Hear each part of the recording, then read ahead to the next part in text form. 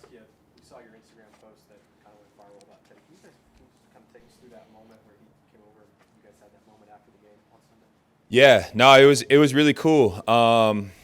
Yeah, I posted it as like an encouragement, really like a reminder to myself, kind of just talking to myself, and I thought it was cool. It was just one of my favorite things about Sunday, getting to pray at midfield. You know, both guys, whoever wants to on the team, come together at midfield, and then I thought it was cool because I missed it because I did an interview, and Teddy was waiting there, and he said, you know, we already got it, but you trying to get another one? Went over, and he told me, you know, I know you didn't want to miss it, and I thought it was cool because, like I said, a lot of stuff going on outside of football that no one would ever know about. Like I said, Teddy didn't know, and I needed that prayer, so I appreciated him for that. I told him that too.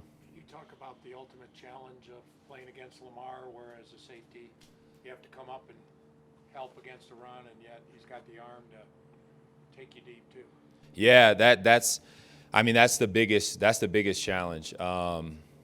Is the fact that, you know, the first 3 seconds of the play necessarily won't be the problem. It's like the next 3 to 4, 5, 6 seconds afterwards that creates a big problem for any defense. You know, you 9 times out of 10, you know, you'll be able to handle concepts and be able to communicate those things, especially with our defense. But you know, it's what he creates afterwards, and then it gets like to that backyard football.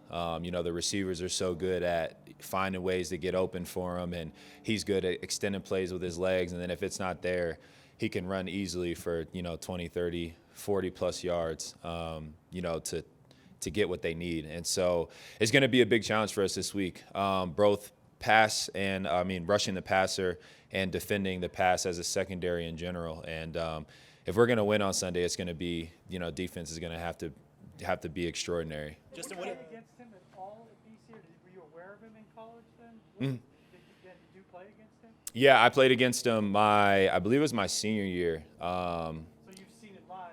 Does that help maybe having seen that live? Yeah, no, it definitely helps. I think he's definitely grown over that time. I saw him,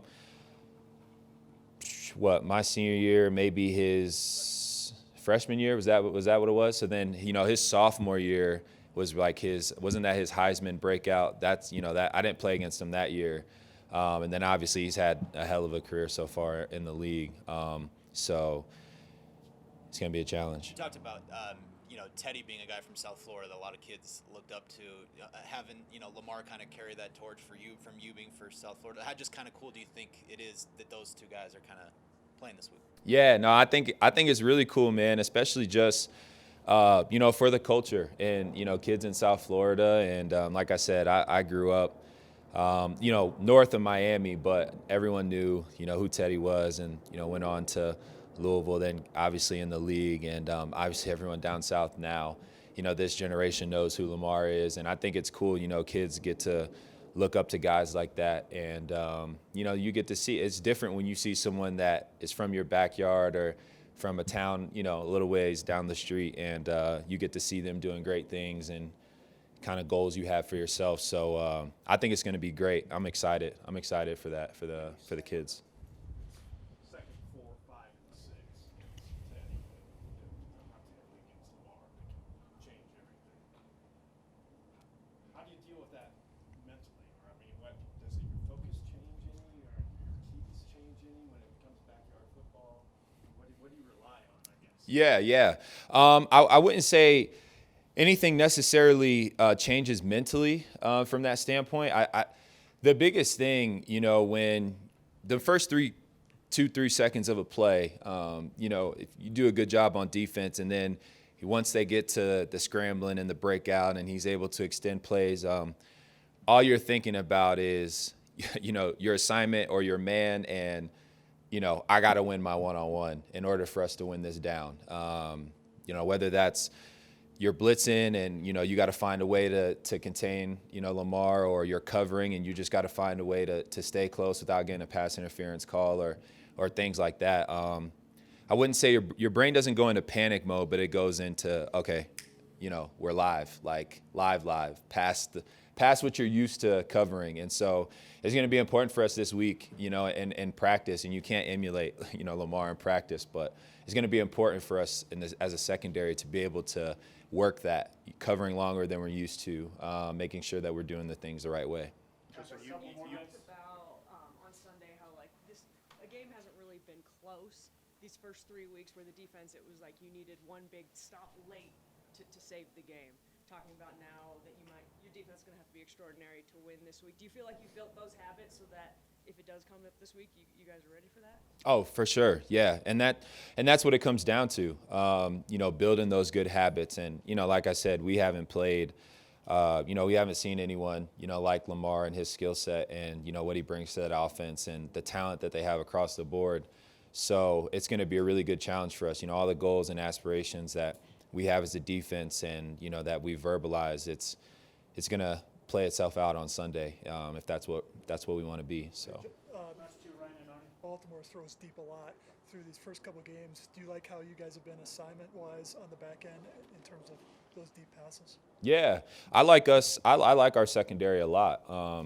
That's why I've been so outspoken as us as a defense and the goals we have in terms of being the number one defense in the league, and that's a goal we have. We're not hiding that by any stretch of the imagination, and so. If you want to do that, you got to get takeaways. You got to be able to cover in the back end. You got to be able to rush the passer. And I feel like we can do all those things with the best of them. And, when we're talking about covering the deep ball against Baltimore, if we want to be the best defense in the league, we got to be able to do that. And we're going to have to show that on Sunday. Justin, when Lamar was coming out of college, there was a good amount of people that suggested maybe he moved to receiver.